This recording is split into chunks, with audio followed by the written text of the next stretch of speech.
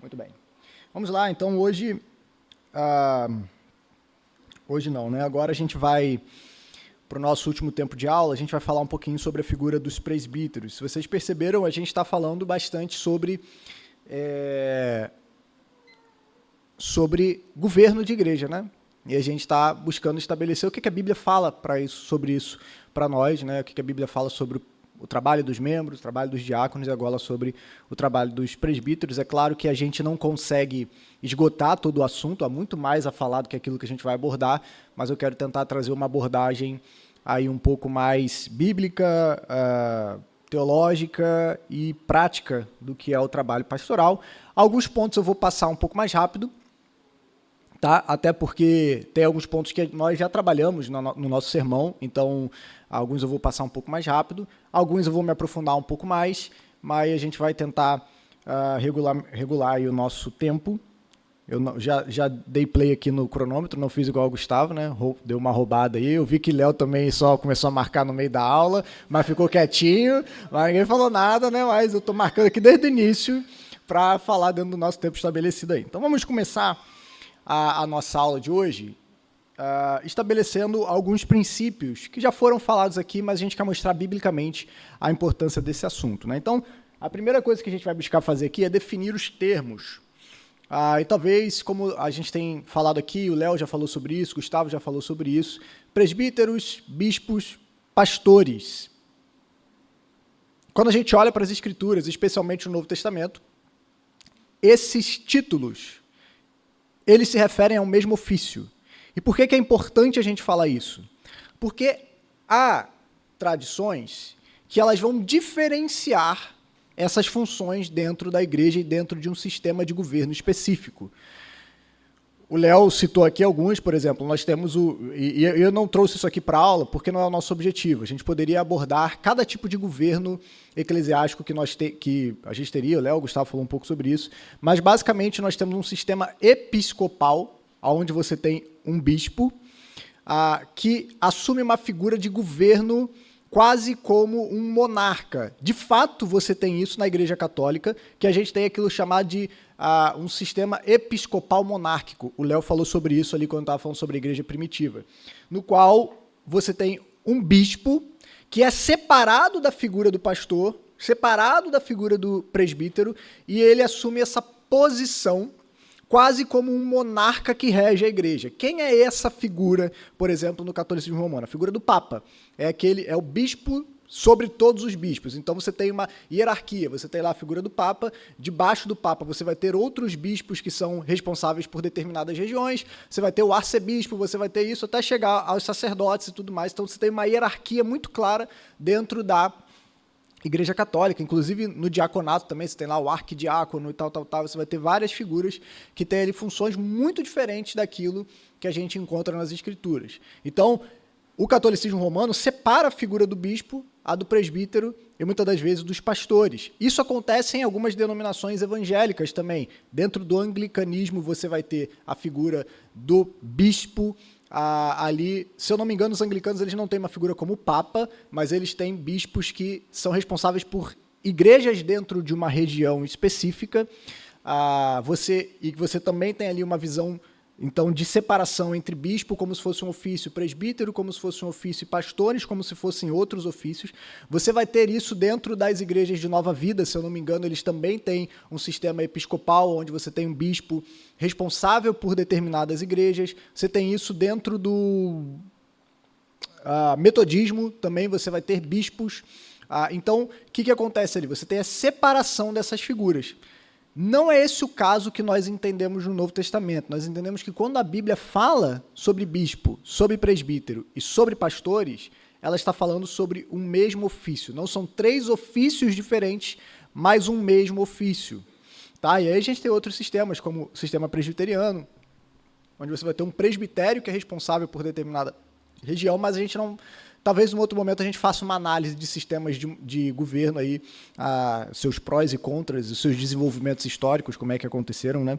Mas, em primeiro lugar, a gente precisa definir esses termos. Então, todas as vezes que a gente falar sobre bispo, presbítero e diácono, a gente está falando... Diácono não, perdão. Bispo, presbítero e pastor, a gente está falando de uma mesma figura. O que significa? A partir de hoje eu quero ser chamado de bispo. Brincadeira, não é isso não. Hã? Bispo, não, aí não, né? Bispo Macedo, aí já é demais. Aí é muita derrota.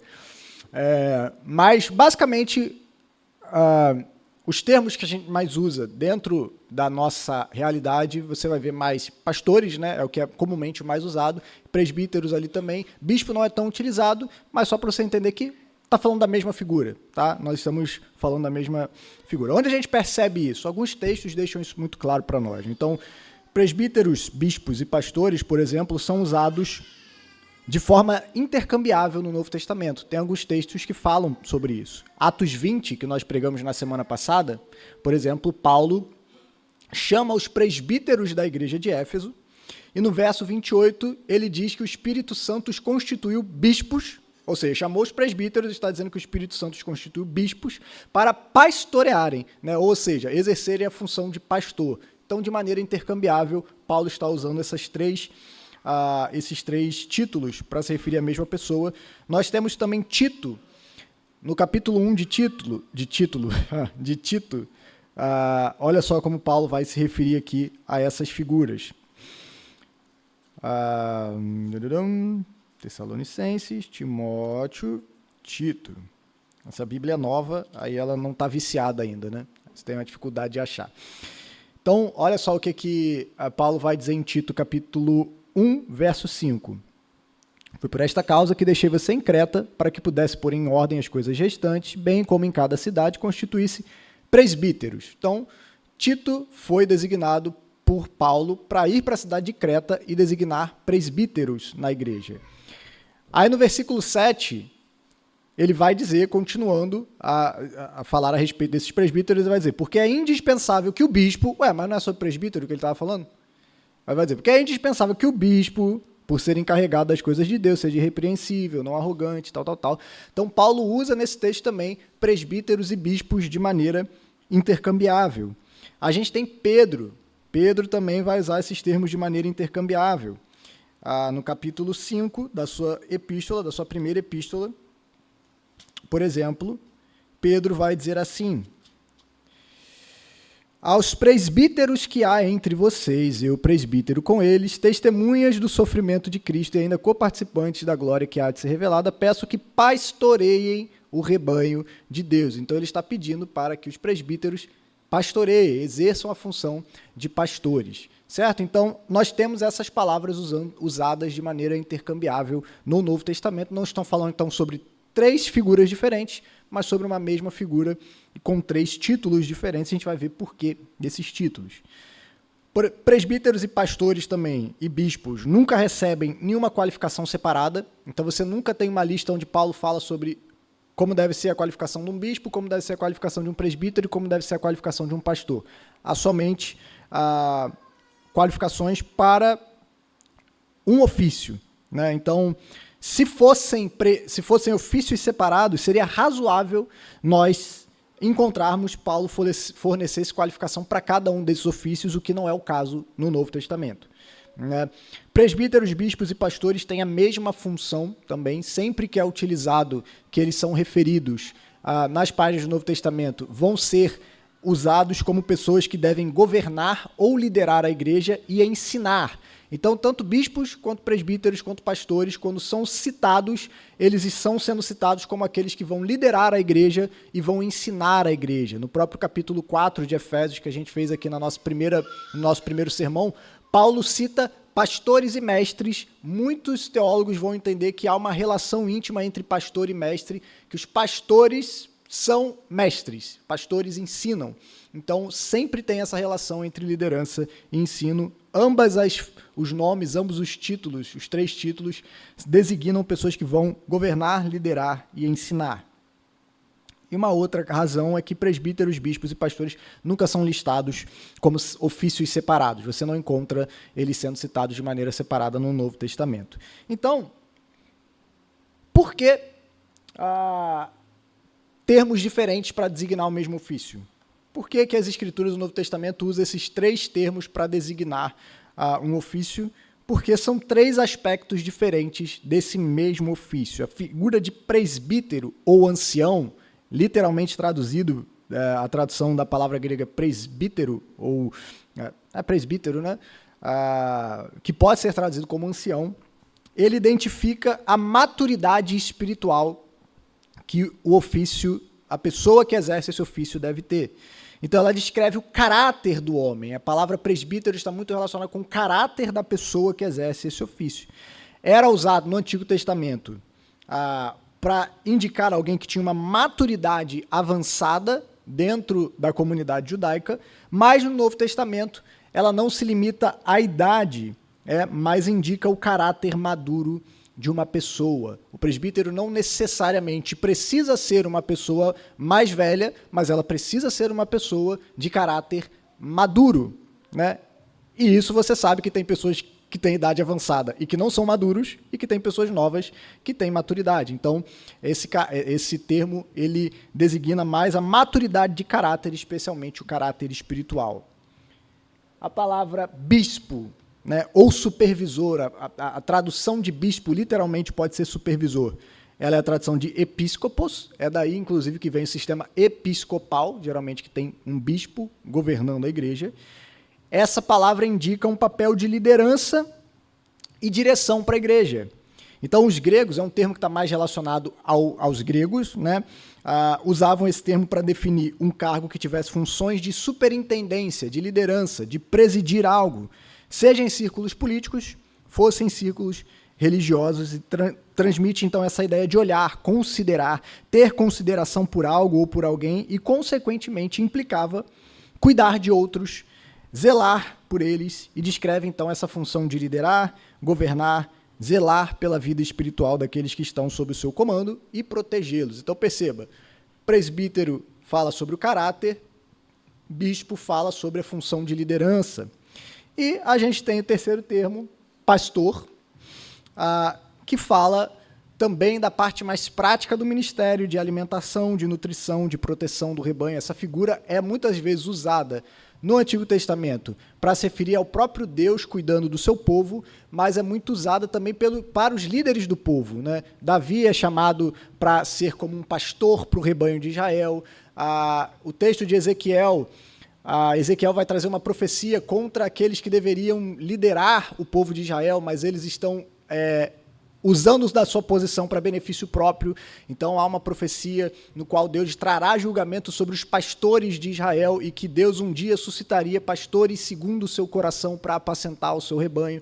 Então essa é uma figura muito usada no Antigo Testamento, no Novo Testamento, para designar essa função de liderança. Alguém que alimenta, nutre e protege o rebanho, indica o trabalho, a função que deve ser desempenhada por um presbítero, né? Esse termo indica a proteção, o governo, o guiar, o nutrir e o cuidar do rebanho. Então, perceba, esses três títulos se referem a uma pessoa só e falam sobre características específicas desse ofício, aspectos de um mesmo ofício. Tá? Dúvidas sobre isso? Alguma pergunta, gente? Não? Então, tranquilo, né? O Novo Testamento mostra para nós que esses três títulos referem-se a uma mesma pessoa ou a um mesmo ofício. E aí, há um fator importante nas páginas do Novo Testamento, que é a pluralidade de presbíteros na igreja. Nós temos um padrão no Novo Testamento. Qual é o padrão do Novo Testamento? É um padrão que é muito consistente para ser ignorado, né? Nas páginas do Novo Testamento, nós vemos sempre uma pluralidade de presbíteros ou pastores assumindo a liderança de uma igreja local. Não há menções de um número específico de presbíteros de uma congregação. Uma congregação tem que ter 2 pastores, 3 pastores, 5, 10 pastores. Não há a menção desse número, porque isso é uma questão até de caráter de necessidade da igreja. Igrejas maiores, obviamente, vão precisar de mais presbíteros, igrejas menores de menos presbíteros. Mas o que a gente percebe é que mesmo em igrejas pequenas, você tem esse padrão de presbíteros liderando uma igreja local. né? Então, há um testemunho inequívoco que as igrejas do Novo Testamento elas tinham uma liderança plural. E aqui eu vou passar com vocês uma série de textos que demonstram isso para nós.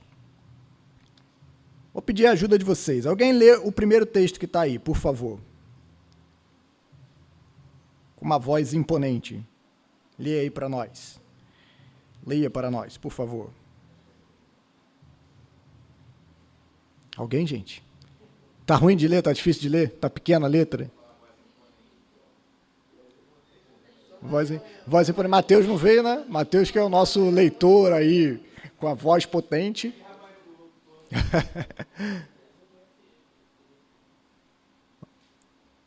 Vai ler, Mariel? Lê.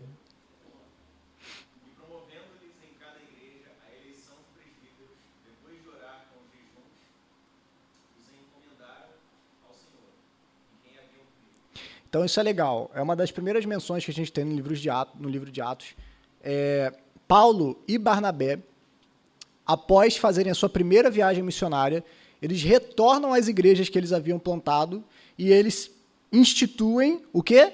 Presbíteros, no plural, em cada uma dessas igrejas que eles plantaram. Tá? É um testemunho consistente, você vai ter isso em Atos 14, Atos 11, Atos 15, né? Em vários momentos vai falar sobre essa pluralidade de presbíteros. Alguém lê o segundo texto aí, por favor.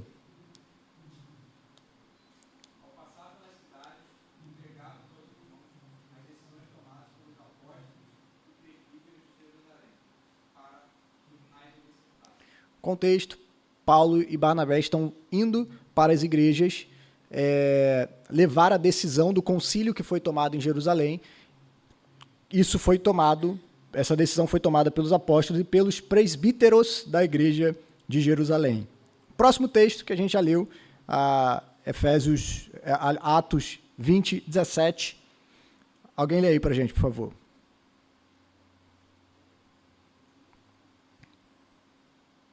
Alguém? Tá muito ruim de ler, gente, assim, tá. É.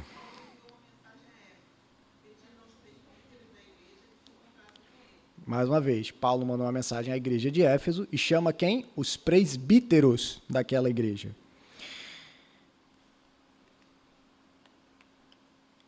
Outra passagem de Atos.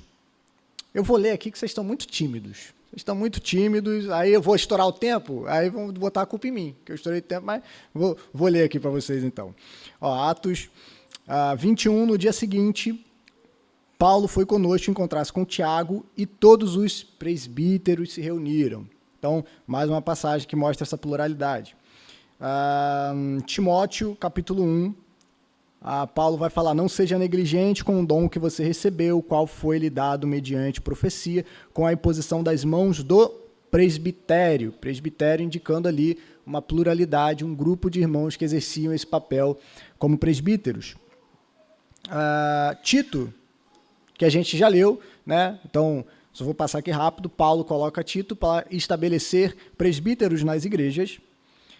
Tiago vai falar para nós, passar. Tiago também vai dizer, alguém está doente, chame os presbíteros da igreja e este faça uma oração sobre ele, ungindo com óleo em nome do Senhor. Então, mais uma vez, presbíteros em uma igreja.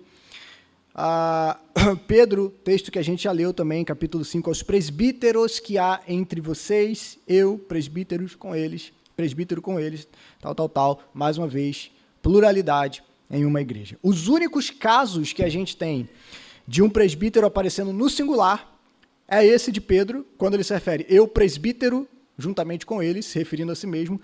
A segunda e terceira João, aonde o apóstolo vai se identificar como um presbítero, o presbítero escrevendo a igreja. E em 1 Timóteo, capítulo 5, quando Paulo vai escrever como deve ser lidado na situação de acusação contra um presbítero específico, como que deve ser tratado esse assunto. Né? Paulo vai dizer, nunca aceitando a acusação de uma só pessoa e tudo mais, e se ele for realmente reconhecido o erro, ele deve ser disciplinado publicamente, né, para servir de exemplo. Então, Paulo vai dizer o que deve acontecer na necessidade de disciplina de um presbítero. Tá? Então, a gente vê esse padrão no Novo Testamento, presbíteros liderando a igreja. essa era a necessidade da igreja no Novo Testamento. Não há razões para nós acreditarmos que essa não seja a necessidade da igreja nos nossos tempos. Então, esse senhorzinho aí, chamado Wayne Grudem, ele diz o seguinte: em primeiro lugar, nenhuma passagem sugere que alguma igreja, não importa o quão pequena, tinha apenas um presbítero. O padrão consistente do Novo Testamento é a pluralidade de presbíteros em cada igreja e em cada cidade. Em segundo lugar, não vemos uma diversidade de formas de governo na igreja do Novo Testamento, mas um padrão unificado e consistente em que cada igreja tinha presbíteros que a governavam e continuavam zelando por ela. Então, Grudem, aí um teólogo respeitado, né, ele faz essa afirmação. Há um padrão consistente no Novo Testamento. E aí, como que se dá essa pluralidade na prática? Uma vez que o Novo Testamento estabelece para nós uma liderança plural na igreja, isso significa que a gente deve abolir a figura de um pastor titular, por exemplo. A igreja não deve mais ter um pastor, uma figura que assume uma função como um pastor titular ou, como algumas igrejas designam, um pastor sênior. Não necessariamente. Como que se dá o relacionamento entre esses presbíteros ou pastores de uma mesma igreja? Há um texto que lança a luz para nós sobre isso. É o texto de 1 Timóteo, capítulo 5, onde Paulo vai escrever o seguinte: devem ser considerados merecedores de pagamentos em dobro os presbíteros que presidem bem, especialmente os que se esforçam na pregação da palavra e no ensino. O que esse texto mostra para nós? Nem todos os presbíteros ou pastores de uma igreja se dedicarão ao ministério da mesma forma. Já naquele tempo, reconhecia-se aqueles que se dedicariam com mais afinco ao trabalho do ensino e do pastoreio da igreja. Esses, Paulo vai dizer, são dignos de dupla honra, como diz algumas versões mais antigas, que significa, ali Paulo está falando sobre a prebenda, sobre a remuneração desses homens, ele vai dizer, devem receber uma remuneração dobrada, especialmente os que se afadigam, que se esforçam, que presidem bem, governam bem a igreja e se esforçam na pregação e no ensino da palavra. Então isso lança luz para nós, porque é difícil nós imaginarmos que nas igrejas do Novo Testamento, na sua grande maioria igrejas pequenas, todos os presbíteros fossem remunerados. É que essas igrejas tivessem condições de remunerar todos esses presbíteros, mas o que não significa que essa pluralidade era menos necessária. Como o texto de Timóteo parece sugerir, alguns presbíteros eram separados para se dedicar exclusivamente à liderança e ao ensino, mas nem todos. Então, alguns seriam remunerados para exercer essa função, outros não seriam, fariam isso de maneira voluntária. A igreja separaria alguns para se dedicarem exclusivamente a esse trabalho de ensino, de liderança, de cuidado com a igreja, enquanto outros não seriam separados dessa forma. Então, a pluralidade de presbíteros não substitui a necessidade de um pastor que trabalha na palavra ou numa liderança mais holística da igreja. Em vez disso, a pluralidade ela serve como algo que são conservos, que vão preencher as lacunas e as fraquezas desse pastor, desse homem, ou desses homens que serão separados para se dedicar. Então, eles compartilham o fardo, atendem às necessidades pastorais da igreja. Como que isso se dá na prática? E como muitas igrejas têm feito, igrejas que adotam um sistema de pluralidade de presbíteros? Basicamente, esse é um padrão possível. Você tem pastores que se dedicarão em tempo integral, ou seja, homens que serão separados pela igreja para se dedicar exclusivamente ao ensino e ao cuidado da igreja. Então, essa igreja está dizendo, nós queremos que você não se preocupe com outras questões, então nós vamos te dar o necessário para que você possa focar no cuidado e no ensino da igreja. Basicamente, essa é a razão para que se tenha uma remuneração a pastores. Então, nós não queremos que você se preocupe com outras questões. A gente quer que você se dedique ao cuidado, ao apacentamento e ao ensino da igreja, e você faça isso com a maior dedicação que você puder. Há outros pastores que podem ser separados em tempo parcial, vão dedicar uma parte do seu tempo a liderarem a igreja. Enquanto isso, também haverá pastores que são voluntários. é claro que a responsabilidade que se exige de cada um será diferente. Um pastor que se dedica mais tempo terá uma responsabilidade maior, e pastores que dedicam menos tempo terão responsabilidades menores. Mas o que é interessante é que esse padrão, ele traz para nós uma sabedoria ao grupo pastoral, à equipe pastoral da igreja. Porque é muito bom quando igrejas têm condições de separar um homem ou mais para se dedicar integralmente ao ministério. Isso é ótimo, essa pessoa faz com que o ministério cresça mais rápido, vai poder auxiliar, visitar, aconselhar, vai poder ter mais tempo de preparar um sermão adequado para a igreja, de se capacitar para instruir, de poder estar mais atento às necessidades da igreja, o que faz com que a igreja tenha muitos benefícios com relação a isso. Mas também é importante, e acrescenta sabedoria ao pastoreio da igreja, quando a igreja tem pastores que ainda estão, por exemplo, no mercado de trabalho, que ainda vão ter uma visão de alguém que está fora, de alguém que ainda tem relações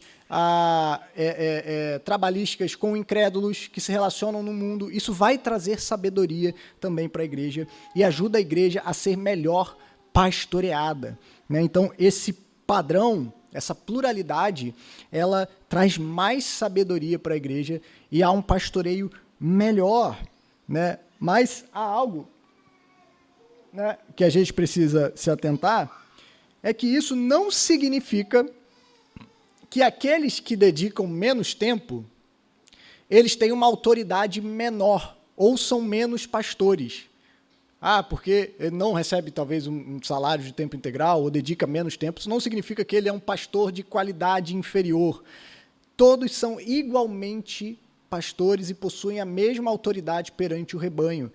Todos devem ter a mesma qualificação e todos têm a mesma responsabilidade sobre o rebanho. A única diferença é que alguns dedicarão mais tempo, outros menos tempo, mas não é que aquele lá é o pastor principal, aquele lá é um pastor, ele tá lá, mas não é tão pastor assim, né? Não, a pluralidade de presbíteros, o que você tem são pastores que têm a mesma liderança, o mesmo papel, a mesma função e a mesma autoridade. É normal, é natural que aquele presbítero que vai ser separado para dedicar mais tempo ao ministério seja talvez chamado de pastor titular e que ele, de alguma forma, receba um status de primeiro entre os iguais, vamos dizer assim, né? Ele é o primeiro entre os iguais, mas isso não significa que ele tem mais autoridade ou que o voto dele tenha peso 2, por exemplo. Ele é um presbítero como todos os outros, o voto dele tem apenas um peso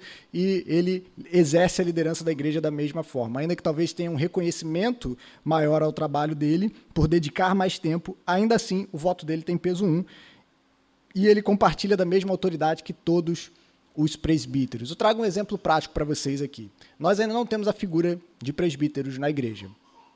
Eu tenho hoje 2 irmãos que caminham ao meu lado, que é o Tiago e o Gustavo, que exercem, de uma certa forma, essa função de auxiliar e de tudo mais. Essa semana eu trouxe para eles uma proposta de fazer uma pequena alteração na nossa ordem de culto. Ambos perceberam que não era adequado. E não foi porque eu trouxe essa proposta que eu falei, não, mas vai ser assim sim. Eu estou trazendo isso para vocês. Não, eles chegaram e falaram assim, pastor, acho que não é interessante, acho que não vai funcionar bem. E o que aconteceu fui vencido pela maioria. Fui vencido pela maioria ali. Talvez eu precise melhorar os meus argumentos, né? Mas era um tópico também que não era assim, uma coisa fundamental. Mas a visão deles, eles acrescentaram uma visão de coisas que eu não tinha pensado. Eles trouxeram mais sabedoria àquela decisão, que talvez se eu tivesse pensado sozinho sobre aquilo, eu poderia acrescentar algo que não seria bem recebido pela igreja. E eles oraram, trouxeram outros pontos de vista. Gustavo falou que não, Tiago falou que não. Eu falei, tudo bem, sou voto vencido, não tem problema. Não é porque eu sou pastor da igreja, então agora o meu voto tem 3, na verdade. Então não importa, vocês são vencidos, porque eu sou a favor e vocês são contra, então não. Isso envolve, claro, humildade, isso envolve um cuidado maior, mas essa é a realidade. O pastor, quando ele assume essa função de pastor principal numa igreja, geralmente esse será o pastor que vai estar mais à frente do púlpito, mais à frente do ensino, trazendo, muitas das vezes, a visão ministerial para a igreja. Mas todas as decisões, elas são tomadas em conjunto. Todas as decisões são tomadas entre aqueles irmãos e eles caminham juntos. Não há um pastor mais pastor que os outros. Todos dividem a mesma autoridade, né? Isso é interessante para a gente pensar. E agora, quais são os benefícios, então, de se ter uma pluralidade de presbíteros numa igreja? Por que isso é importante? Em primeiro lugar, porque compensa as fraquezas de um pastor só. Um homem só é limitado. Um homem só é impossível que ele seja bom em todas as áreas. A não ser que ele seja igual ao pato, né?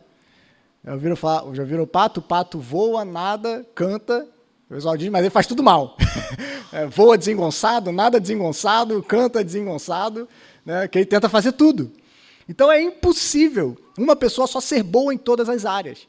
Quando você tem uma pluralidade de presbíteros ou de pastores, as fraquezas são compensadas pelas qualidades dos outros pastores. Então, um tem uma capacidade melhor de pregar e de ensinar, o outro tem uma capacidade de aconselhar, o outro tem uma capacidade de administrar, o outro tem uma capacidade de compartilhar o evangelho com os de fora. E assim a igreja vai sendo abençoada com diversos dons e diversos homens que estão sendo usados para a edificação da igreja. A igreja é melhor servida, ela é mais cuidada. Como eu falei, uma pluralidade de presbíteros aumenta a sabedoria pastoral. O conhecimento e o entendimento de um homem só é limitado. A visão de um homem só sobre determinados assuntos é limitado. Quando você tem outros pastores caminhando junto, eles vão trazer pontos de vistas que talvez uma pessoa só não era capaz de ter. Eles vão trazer experiências, contrapontos que um homem só é incapaz de ter. Então, a sabedoria, como o livro de Provérbios nos diz, vocês lembram de um provérbio muito famoso? Na multidão dos conselheiros, há sabedoria, né? Então, a igreja passa a ser uma igreja mais sábia nas suas decisões, na maneira como ela é pastoreada. Isso também protege a igreja de uma liderança abusiva e autoritária. Né? No sermão que a gente teve sobre presbíteros, inclusive eu falei que geralmente é da característica das seitas você ter a figura de um homem só liderando e mandando em tudo. Uma figura que não é questionada, uma figura que ninguém pode ser contrária a ele, uma figura que ninguém pode... que não presta contas a ninguém, que não é pastoreado por ninguém. Isso geralmente é característica de seita. E em muitas igrejas assim, você tem homens exercendo uma autoridade abusiva, seja espiritualmente sobre a igreja, e como o Gustavo falou, a autoridade de um pastor não é uma autoridade de comando, é uma autoridade de conselho. O pastor ele não tem autoridade sobre a sua vida para mandar você fazer as coisas, ele tem autoridade para te aconselhar, para dizer o que a palavra de Deus diz, se aquilo que você está fazendo é pecado ou não, mas ainda assim a decisão é sua, se você vai fazer ou não. O pastor não pode te compelir, te constranger, ele precisa argumentar e te convencer, mas ele jamais pode chegar e dizer para você, eu não permito que você tenha esse trabalho, não permito que você case com essa pessoa, não permito que você compre essa casa, compre esse carro. Não existe isso, gente. Isso não é função pastoral. Não existe igreja e pastores que assumam essa posição. Então, quando você tem uma pluralidade de presbíteros, como essa autoridade ela é dividida, dificilmente você vai ter uma figura que vai ter essa função, né? Porque os outros pastores vão chegar, que é isso? Está viajando, cara. Né? Você não pode fazer isso. Há um caso muito famoso de um pastor que ganhou proeminência alguns anos atrás, chamado Mark Driscoll. Não sei se vocês já ouviram falar em Mark Driscoll. Mark Driscoll, ele fundou uma igreja que cresceu muito, principalmente no meio reformado. Ele foi um dos responsáveis pela difusão do calvinismo entre os reformados, principalmente na internet. Atos 29, ele foi um dos fundadores da Atos 29. E ele criou a igreja com uma pluralidade de presbíteros. Sabe o que é interessante? Essa pluralidade de presbíteros protegeu a igreja contra o próprio autoritarismo do Mark Driscoll. Porque chegou o momento em que o Mark Driscoll ele começou a ter algumas atitudes e posicionamentos autoritários no meio da igreja. Foi justamente a pluralidade de presbíteros que barrou ele num primeiro momento e que chegou ao ponto de destituí-lo da função de pastor por conta dos erros que ele havia cometido, muitos erros que ele cometeu ali na sua liderança. E vocês veem só, ele mesmo instituiu, porque ele reconheceu que isso era saudável para a igreja, e no futuro, aquilo que ele mesmo instituiu protegeu a igreja do próprio autoritarismo dele, né? Então isso é uma função importante, uma pluralidade. Também possibilita a supervisão mútua, né, e prestação de contas. Então, quem pastoreia os pastores? Quem pastoreia os pastores? Os próprios pastores. Quando o homem lidera sozinho, ele não presta contas a ninguém e ele não é pastoreado por ninguém. Quando ele faz isso em pluralidade, esses homens pastoreiam a si mesmos. Eles têm com quem abrir o coração, eles têm com quem abrir as dificuldades.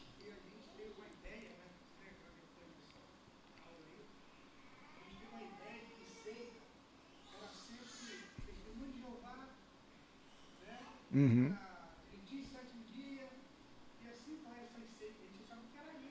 Uhum.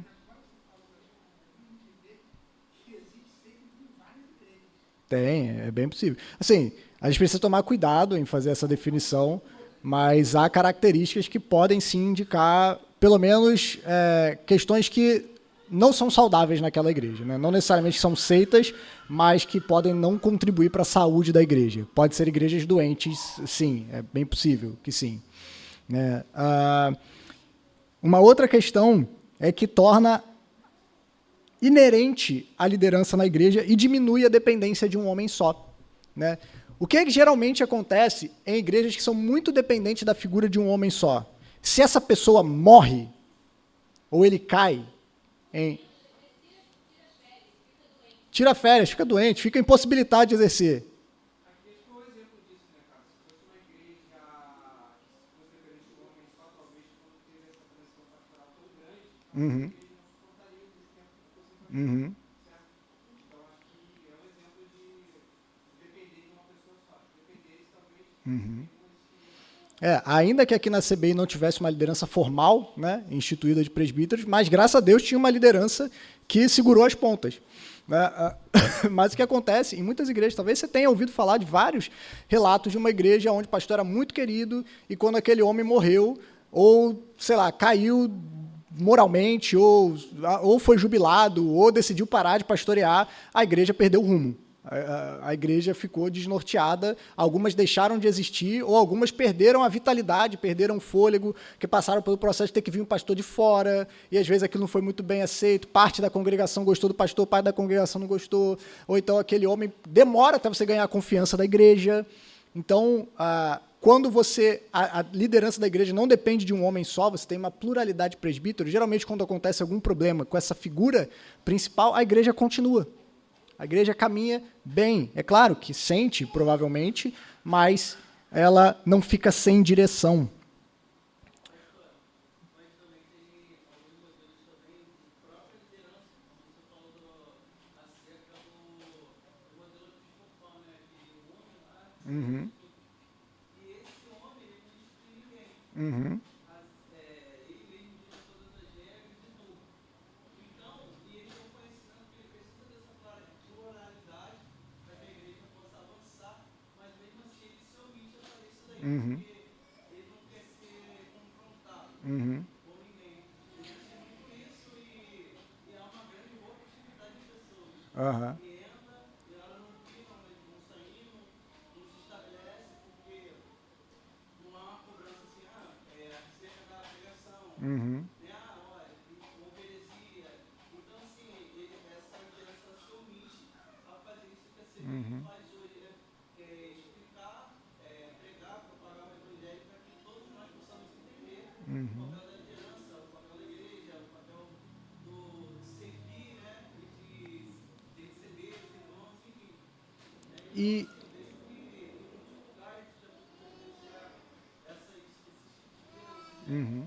e há razões, muitas vezes pecaminosas, porque pastores não fazem isso. Ou como uma forma de preservar o próprio ministério.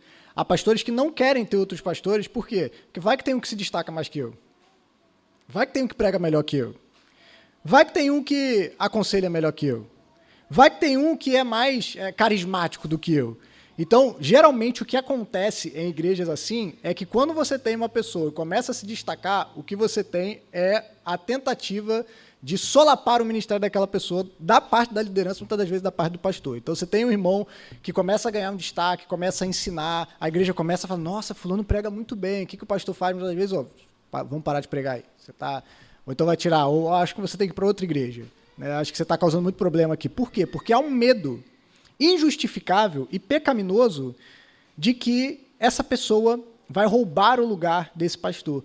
O que é um equívoco, meus irmãos. É um equívoco, porque quando pastores investem na vida de outros homens, é normal que vai surgir pessoas melhores que ele. E esse é o desejo. Eu quero que minhas filhas sejam melhores que eu. Eu quero que as minhas filhas amem mais Jesus do que eu.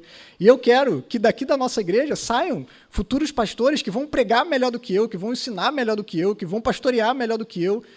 E geralmente, quando você tem essa entrega, o que acontece não é pessoas querendo tomar o seu lugar, é a visão de gratidão, de caramba, essa pessoa investiu na minha vida.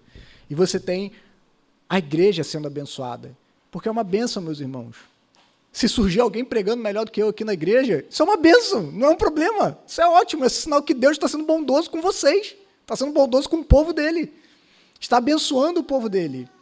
Né? Então, há muitos pastores que têm medo de perderem o emprego, então não vou investir na vida de ninguém que vai que eu perco o emprego. Né? Isso aí também tem o outro lado também, né? Igrejas que às vezes agem assim, surgiu o fulano que está pregando melhor que o pastor, e vamos tirar ele, vamos botar ele no lugar do pastor. E aí também há o outro lado da moeda, né? Mas é importante a gente compreender isso. Né? Outros benefícios aí, o fardo do ministério é compartilhado, né? Então você vai ter homens compartilhando esse fardo. Você vai ter mais pessoas servindo como modelo de cristianismo maduro na igreja, mais homens para quem a igreja pode olhar e reconhecer como homens a serem imitados, seguidos. Dilui as críticas da congregação.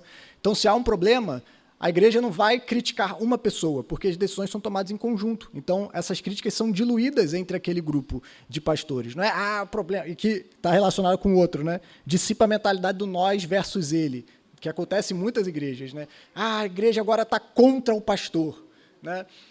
O pastor está contra a congregação. Acontece muito isso. Eles estão querendo coisas diferentes. Isso, com uma pluralidade, dificilmente acontece. Por quê? Porque há vários homens que foram escolhidos pela igreja, então você vai ter mais sabedoria, a igreja, maior grau de confiança naqueles homens, a igreja vai ser melhor pastoreada, vai ser mais cuidada. Então, dificilmente, quando alguma decisão difícil e controversa é tomada, a igreja vai trazer uma crítica. Na verdade, elas vão olhar e seguir o conselho dos seus presbíteros, porque sabe que aqueles homens pensaram, oraram, refletiram, pediram auxílio, pensaram juntos, debateram, então chegaram àquela decisão. Então, esses são alguns dos benefícios. O pastor Phil Newton, ele diz algo interessante, ele diz assim, um homem só, olha que legal, e pensando principalmente no sentido do Novo Testamento, um homem só pode ceder à pressão da perseguição. Você imagina, naquele período em que a igreja era perseguida, se a igreja é liderada por um homem só, às vezes ele pode se sentir tentado a ceder às pressões. Mas quando você tem vários homens caminhando juntos, há mais força.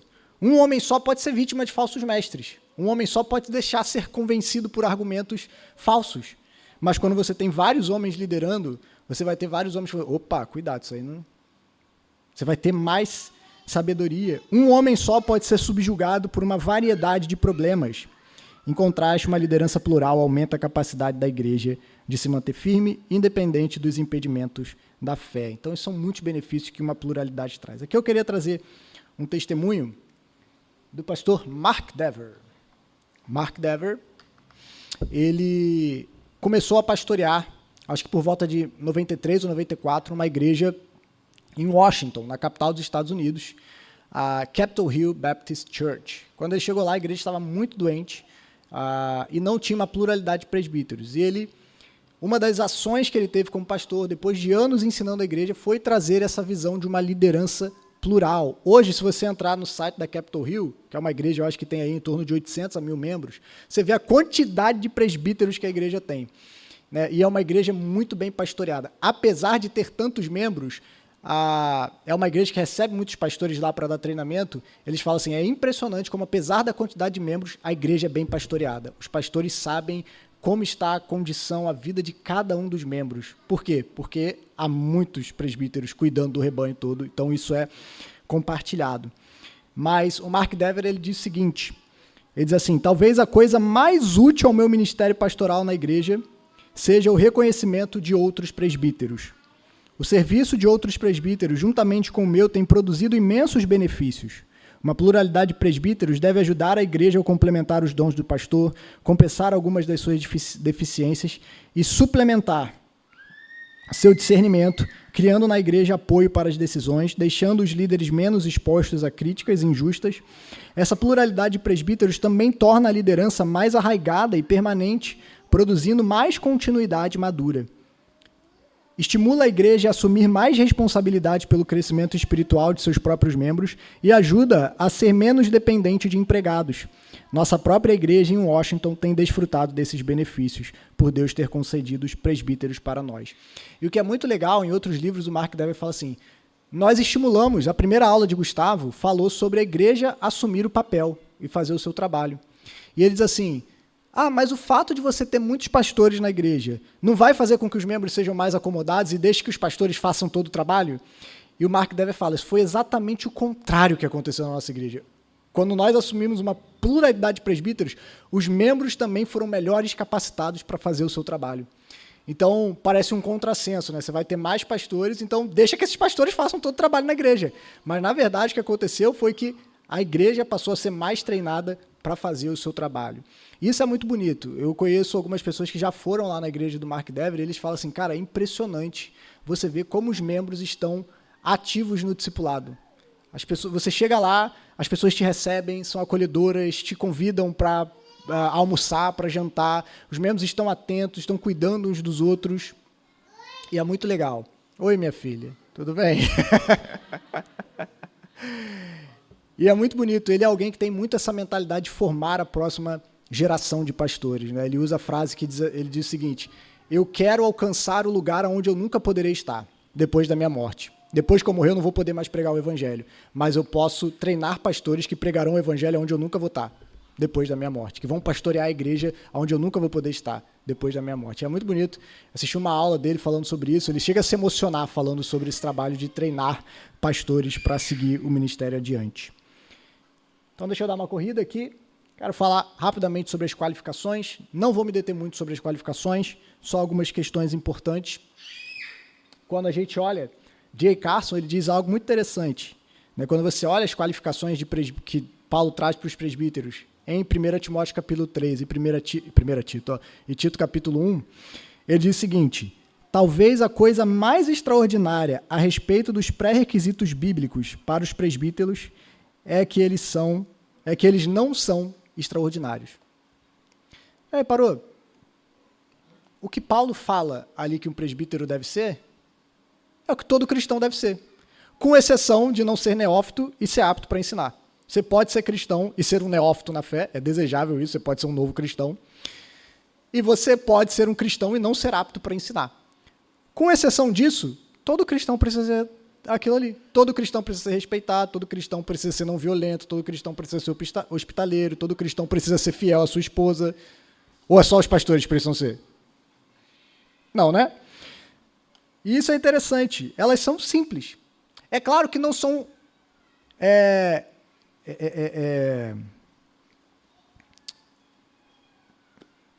Fugiu a palavra, gente. Não é uma lista exaustiva. Há outras coisas que se esperam dos presbíteros, por exemplo, que eles têm uma vida de oração, né? Mas não está aqui. Mas a gente espera que os presbíteros sejam homens de oração, né? Mas o que Paulo tem em mente? Por que deve ser assim? Por que essas qualificações são simples? São comuns? Porque o foco, como o Léo falou sobre os diáconos, está no caráter. E por que o foco está no caráter? Porque os presbíteros, um presbítero, ele deve ser o padrão de uma vida exemplar para outros cristãos. Ou seja, um presbítero precisa ser alguém que deve exemplificar o que todo cristão deve ser. E provavelmente você não gostaria que o padrão do presbítero fosse um padrão inalcançável, irreal, né? Uma coisa inacessível, mas fosse algo que pudesse ser seguido. você pudesse olhar para a vida desses homens e pudesse imitá-los. É por isso que são tão simples, porque é o que é esperado de todo cristão. Há um texto importante nesse sentido, que é de 1 Timóteo capítulo 4, onde Paulo vai dizer para Timóteo: ninguém despreze a tua mocidade, pelo contrário, torna-te padrão dos fiéis, na palavra, no procedimento, no amor, na fé e na pureza. Isso é muito interessante, tenho pensado muito sobre isso, meus irmãos, tenho refletido muito sobre essa questão. Esse é um dos textos que eu acho que eu tenho mais refletido recentemente, que é esse que Paulo chama Timóteo a ser padrão dos fiéis. Isso, ou seja, um exemplo a ser seguido.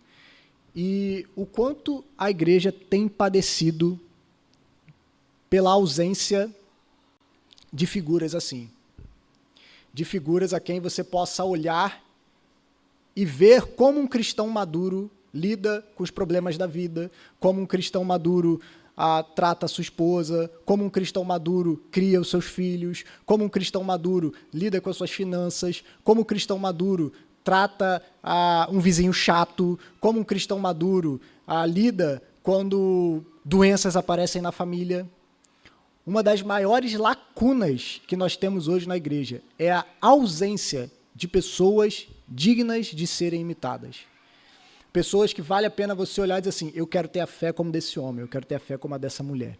Eu digo para vocês, olhando para a minha história e para a minha caminhada como cristão, como eu senti falta de, em alguns momentos, ter homens mais maduros caminhando ao meu lado para me ensinar, não com palavras, mas com a vida, poder caminhar ao lado deles, poder ver. Graças a Deus, em alguns momentos, Deus colocou pessoas assim na minha vida.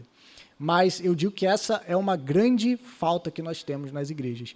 Começando com pastores, e isso significa aquilo que a gente falou aqui. Perceba que tudo isso envolve discipulado, porque para você seguir o exemplo de alguém, você precisa viver com essa pessoa. Você precisa observar essa pessoa. Você precisa ver essa pessoa. Você precisa caminhar com ela no dia a dia. E isso tem faltado muito na igreja. Líderes que sejam padrão e exemplo, e essa convivência para fora do ambiente da igreja. Essa convivência fora das quatro paredes da igreja. Isso é fundamental nós resgatarmos isso, irmãos. E isso aqui, o que está arraigado nisso? A visão individualista da nossa sociedade. Nós não sabemos mais viver em comunidade. Outras pessoas na nossa vida geram incômodo. E às vezes nós mesmos não queremos nos envolver com medo de incomodar a vida do outro. As nossas agendas são super corridas, nós não temos tempo para mais nada, e aí quando a gente vê, nós não conseguimos mais conviver. Nós não conseguimos trazer pessoas para a nossa casa, para a nossa vida, para ver como é que um cristão maduro surge, lida quando acontece um problema dentro da sua casa, inesperado, quando um cano quebra. Como que um cristão maduro lida quando surge um conflito no seu casamento, ou quando ele precisa corrigir os seus filhos. Mas por que a gente não tem isso? Porque faltam pessoas assim e porque nós não nos relacionamos mais. E aí a gente perde muito no discipulado. A gente perde muito no discipulado. Então, essas características que a gente vê que um presbítero deve ter, elas ajudam a igreja a ver na prática o que é um cristianismo maduro, o que é um cristão maduro. E seria muito bom, e é uma bênção, quando igrejas, ao invés de falar o que é um cristão maduro, você apontar para um texto bíblico, você pode apontar para a vida de um irmão. Você quer saber o que é um irmão maduro? Olha para a vida daquela pessoa lá. Olha para a vida daquele irmão, olha para a vida daquela irmã. Caminha com ele, vai lá, pede para tomar um café com ele, que você vai ver o que é um cristão maduro. Visita aquele irmão lá na casa dele, visita aquela irmã, você vai ver o que é um irmão maduro, uma pessoa madura, um cristão maduro. Como isso faz falta nas igrejas. E o que a gente tem que fazer nesse sentido? Treinar homens. E se nos falta esse exemplo, então que a gente se coloque diante de Deus e possa dizer: Senhor, faz de mim esse modelo para a igreja. Usa a minha vida para que eu possa dizer como Paulo: sejam meus imitadores como eu sou de Cristo. Né? Então, bom, essa é a importância do caráter. Aí, então, entrando nas qualificações especificamente. A primeira coisa que a gente percebe sobre um presbítero é que ele deve ser homem.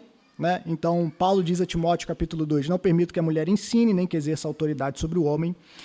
E, ao proibir o ensino autoritativo por parte das mulheres, Paulo, então, está restringindo o ofício de presbítero ou pastores a homens qualificados, né? Então, essa visão é chamada de complementarismo, né, que entende que homens e mulheres têm o mesmo valor diante de Deus, mas elas são chamadas para exercerem funções diferentes, tanto na família quanto na igreja. Então, Paulo, inclusive, nesse texto, vai olhar para a criação e mostrar que Adão foi chamado para liderar e não Eva. Né? Foi chamado para liderar a sua família, não porque ela é incapaz, mas porque Deus definiu as coisas assim. E há coisas que a gente não tem como mudar. Por exemplo, é sempre a mulher que vai dar filho, vai gerar filhos na família. Um homem não tem como gerar filhos na família, porque essa foi a função exclusiva que Deus deu para mulheres. Homens, você pode fazer o que você quiser, você não vai ser capaz de gerar filhos na sua barriga. Só mulheres conseguirão fazer isso. Isso indica para nós que existem funções que Deus dá para mulheres e funções que Deus dá para homens. Isso não tem a ver com o valor intrínseco, mas apenas com o chamado de Deus. Mulheres não lideram porque elas não são capazes. Inclusive, existem muitas mulheres que talvez sejam muito mais capazes do que muitos homens que exercem a liderança na igreja. Mas também não é qualquer homem que deve exercer essa liderança, mas homens qualificados, né?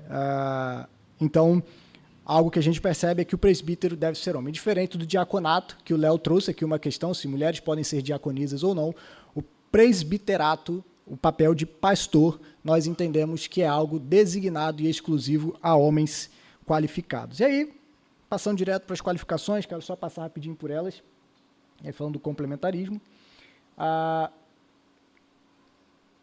As qualificações, a gente pode colocá-las por setores. A primeira delas, qualificações situacionais, né? Ou seja, o presbítero precisa ser alguém que deseja servir, não pode ser alguém que é obrigado a fazer isso. Paulo vai falar sobre isso, que almeja o episcopado, excelente obra almeja. Então precisa ter um desejo da pessoa de exercer. Claro que não só isso é suficiente, além do desejo, precisa haver um reconhecimento da igreja, a pessoa precisa ver essa pessoa, os líderes precisam reconhecer isso, a igreja precisa reconhecer, mas é claro que, em primeiro lugar, precisa ter um desejo no coração dessa pessoa. Essa pessoa precisa ser apto para ensinar, precisa ter condições de ensinar, e aí ensinar não só de púlpito, um presbítero precisa ser capaz de ensinar em conversas, ensinar em pequenos grupos, ensinar dando aulas, ensinar em vários ambientes formais e informais.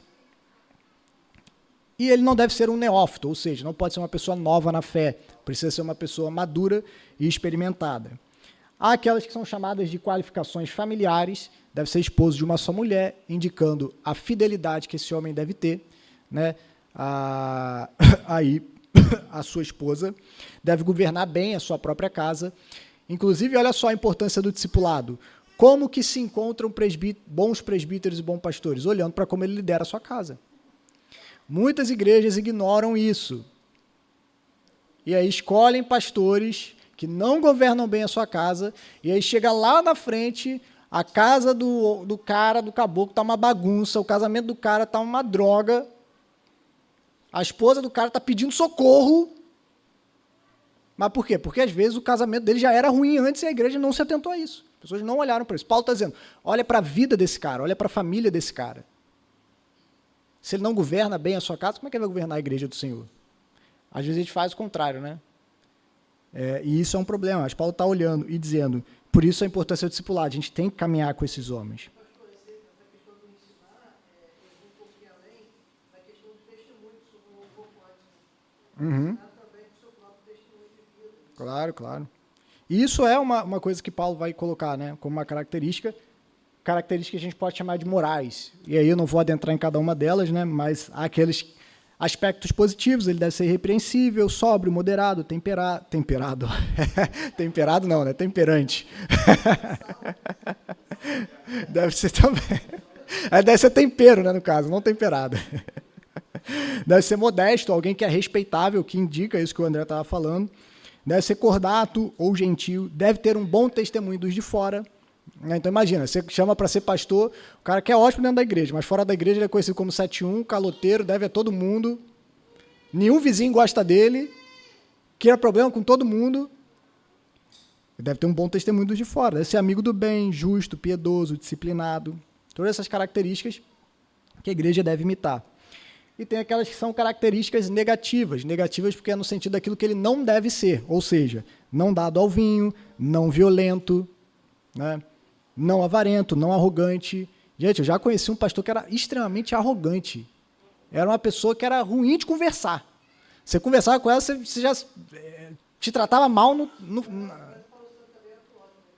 arrogante está demais. Violento também. Tem pastores que querem impor as coisas na violência, bate na mesa. Tá cheio, gente, infelizmente.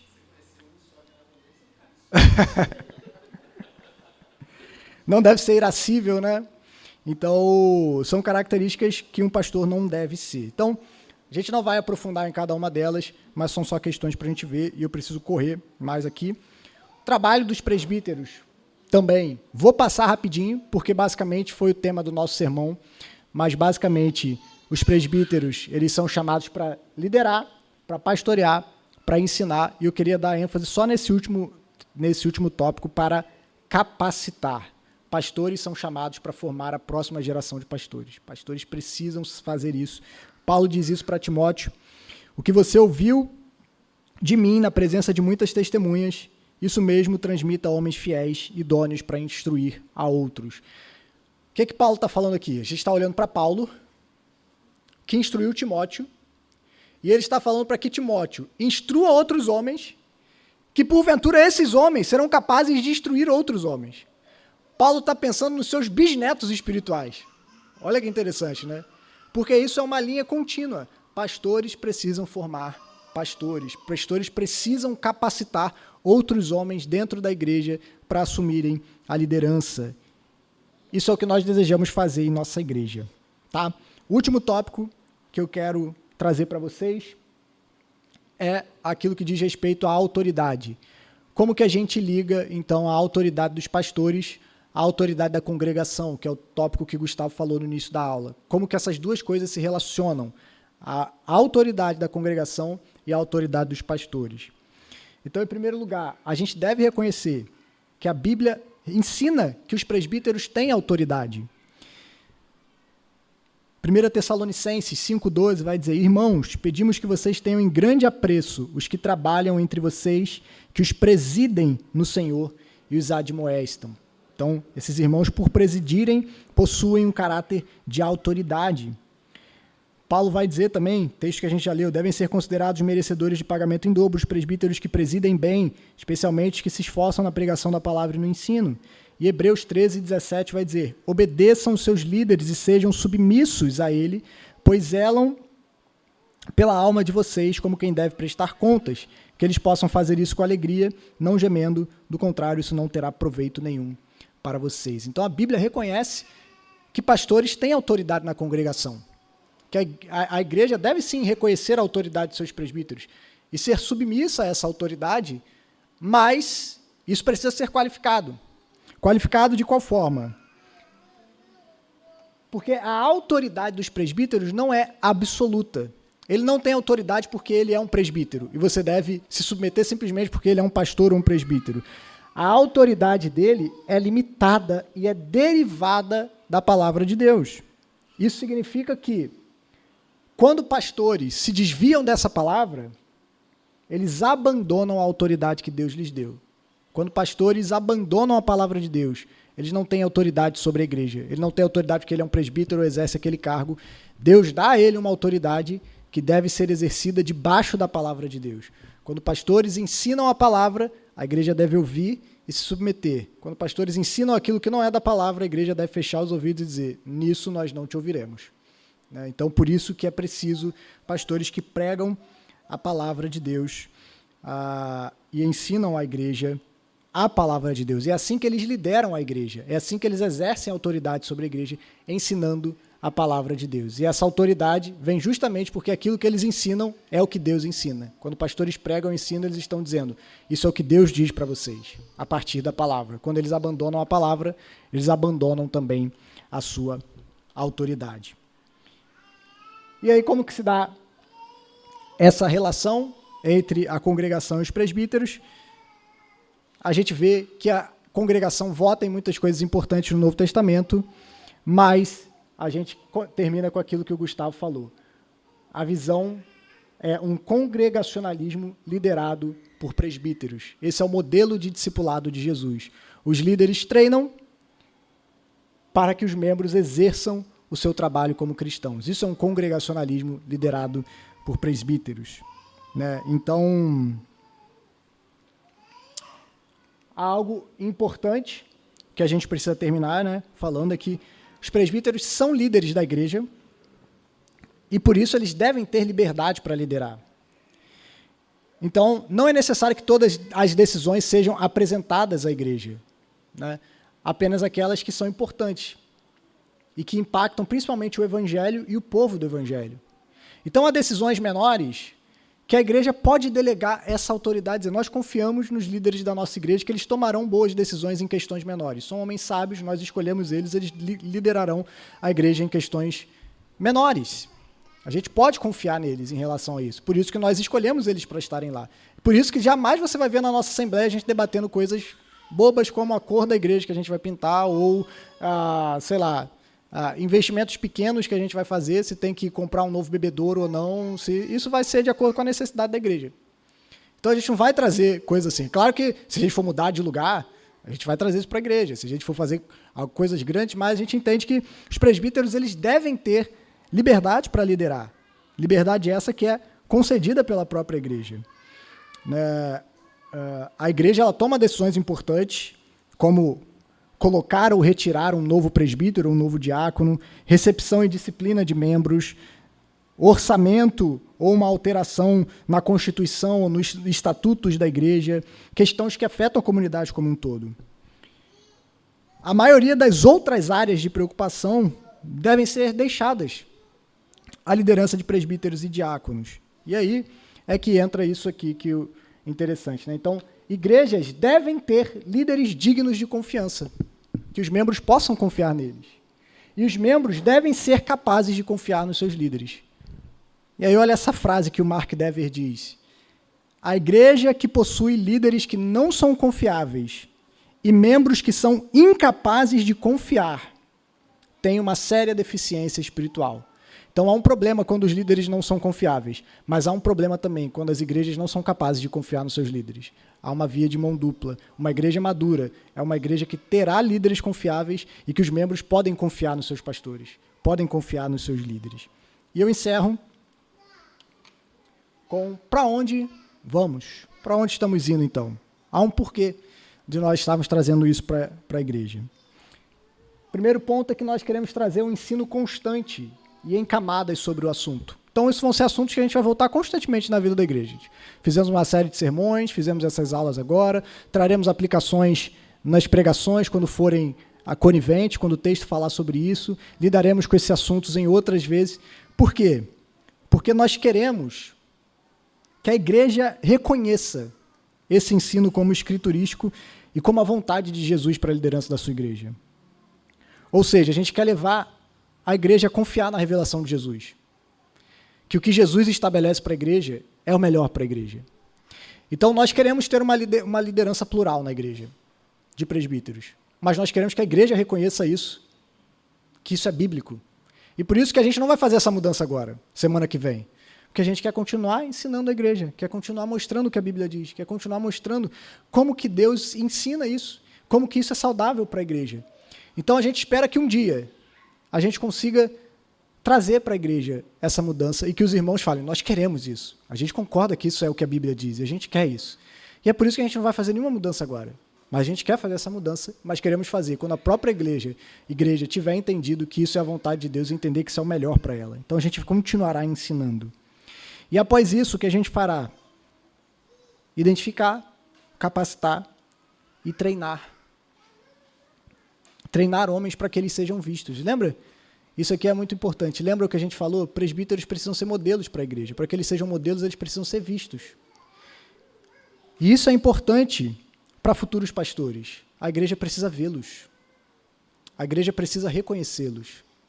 A igreja precisa ver esses futuros pastores dando os seus primeiros passos, cuidando da igreja, ensinando em diversos ambientes, para que a própria igreja olhe e fale assim, rapaz, você viu como é que fulano está mais maduro? Você viu como é que ele está servindo na igreja? Eu digo isso por experiência própria, irmãos. A minha caminhada até chegar ao ministério pastoral foi essa caminhada, no qual um dia o pastor olhou para mim e falou, Rapaz, Mateus está mais maduro, Mateus está se envolvendo mais com a igreja, Mateus está falando umas coisas mais maduras sobre a Bíblia.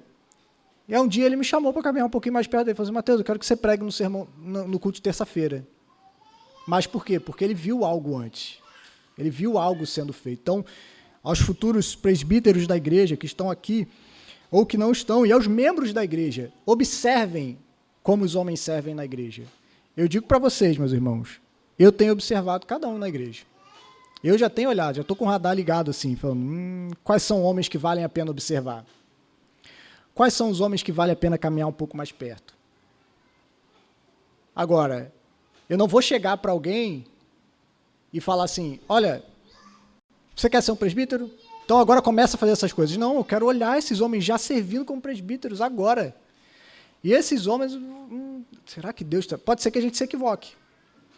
Mas é importante que vocês, membros, também reconheçam esses homens que Deus está levantando no meio da igreja. Também tenham esse olhar apurado para perceber aqueles homens que estão servindo a igreja, estão amando a igreja, estão se envolvendo com a igreja, estão cuidando da igreja. Isso é papel fundamental dos membros também, reconhecer esses homens no nosso meio. Então, esses homens precisam ser vistos. A igreja precisa vê-los, a igreja precisa reconhecê-los. E quando isso acontecer, então, de fato, implementar um presbitério plural na igreja, ter pastores liderando a igreja. Então, isso é o que a gente deseja fazer. Quando vamos fazer isso? Quando for da vontade de Deus. Quando entendemos que a igreja está preparada, que a igreja reconhece a importância, que a igreja está desejando, queremos isso porque entendemos que essa é a vontade de Deus para a igreja. E quando a gente começar a perceber que Deus está levantando esses homens na nossa igreja. Eu já estou fazendo isso, já estou atento, já estou com o meu radar atento, olhando algumas pessoas, percebendo como elas se envolvem com a igreja, percebendo como elas se envolvem com os outros membros, como elas estão presentes nas programações da igreja, como elas se preocupam com a igreja. Então, que vocês, meus irmãos, também estejam atentos, porque esses homens são quem Deus está levantando no nosso meio.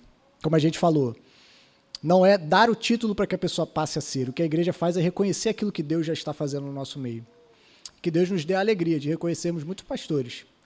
Alguns que pastorearão aqui, outros que serão enviados, outros que irão como missionários, plantadores de igreja, mas nós queremos ser uma igreja que se preocupa com a formação de novos pastores. E que vocês se envolvam com isso também, meus irmãos. Que isso seja uma grande alegria também, a igreja poder investir na vida daqueles que irão liderá-los nos caminhos do Senhor.